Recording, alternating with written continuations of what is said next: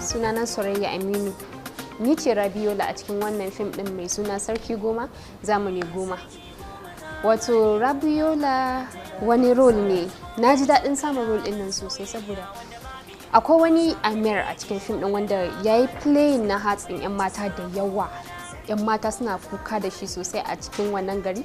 To amma kuma daga ƙarshe sai Allah ya kawo ni na ƙwandime shi, ni na playing din shi sosai fiye da yadda baya tsammani.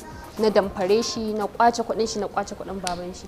To na ji daɗin wannan role ɗin sosai, kuma na ji daɗin mutanen da muka aiki da su saboda na ga equipment kala-kala wanda ban saba gani ba, na ga an yi aiki da su. Na ji daɗin fim ɗin sosai. Ba zan cika kuɗi da surutu ba. Ma haɗuwa sinima. Cikin zuciya so samu a ce ta ƙare kashe. Wasu ba su so kallabi, ya taron wani, ni kwake na bara gama.